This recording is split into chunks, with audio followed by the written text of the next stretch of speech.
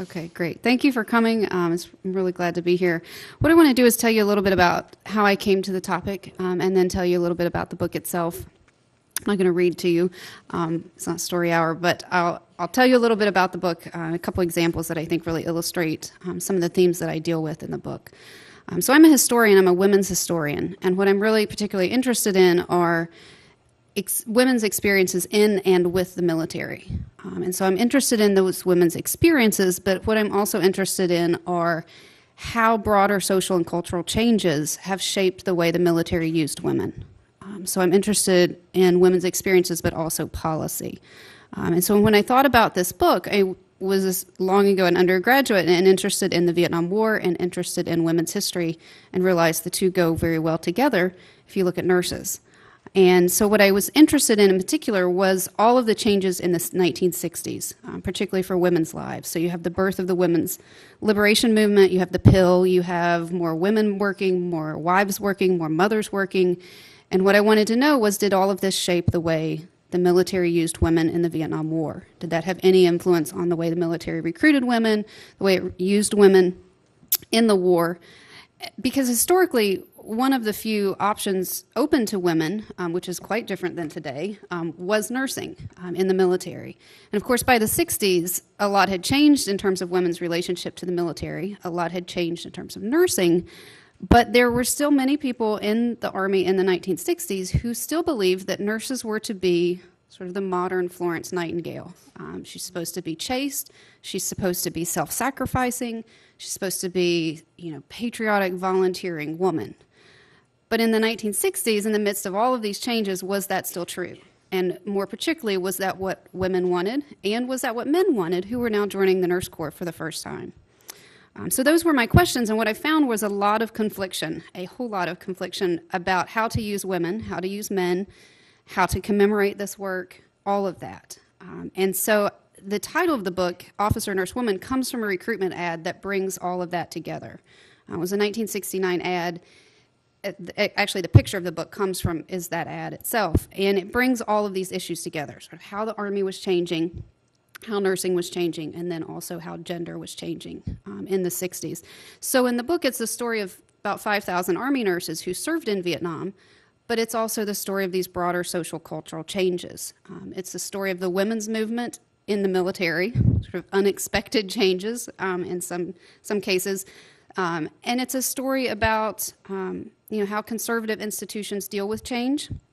And to illustrate that, I want to tell you two stories from the book that sort of bring together these issues.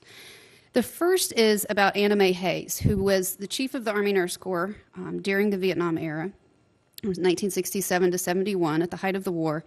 And on June 11th, 1970, the Army promoted her to the rank of Brigadier General. And she became the first female general in the history of the United States military.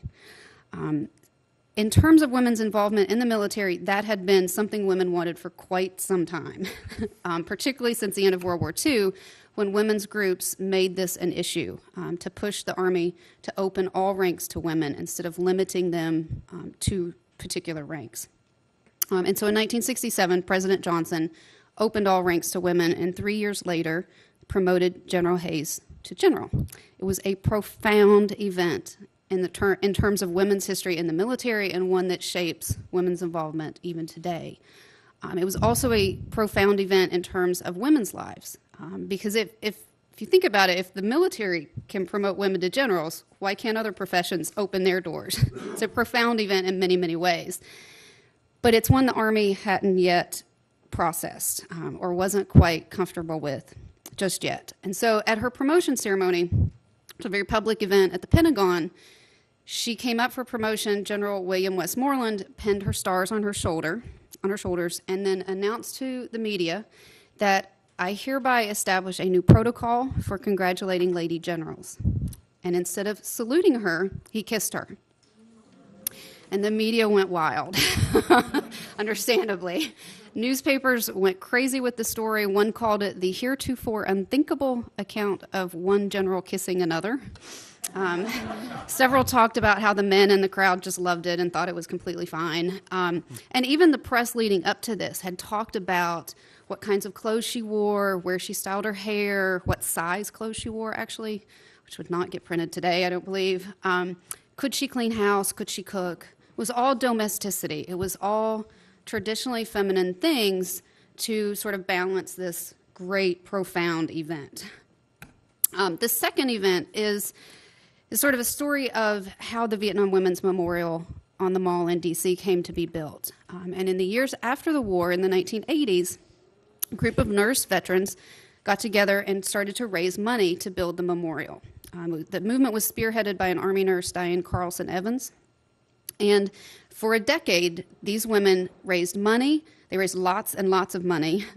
They lobbied Congress, federal agencies, and had to gain the approval of 2 separate presidents to have this memorial built.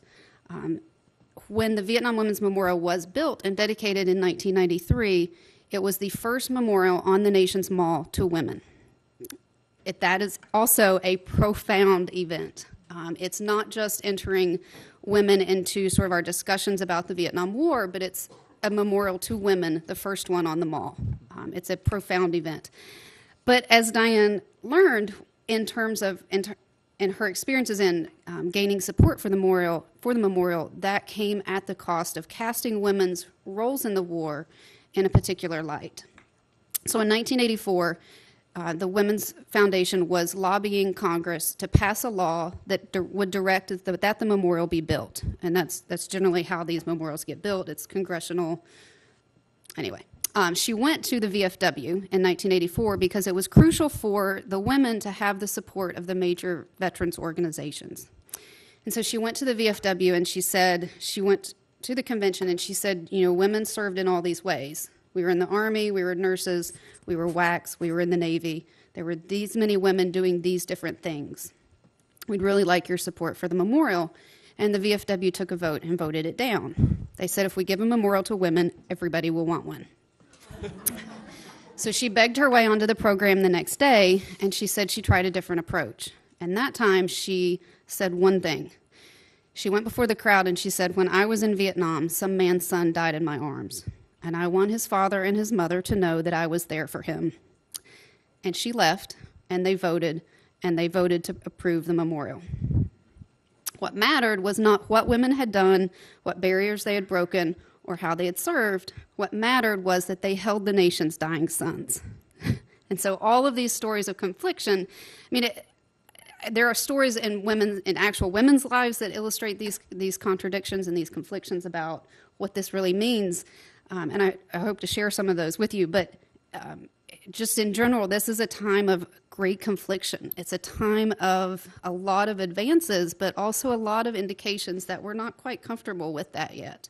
And so it's sort of it's the Army tango in some ways. We're going forward, we're going backward, we're still trying to figure all this out. But it really shaped the Army, the nursing profession, and then also the women and men who were the nurses in the war. So thank you.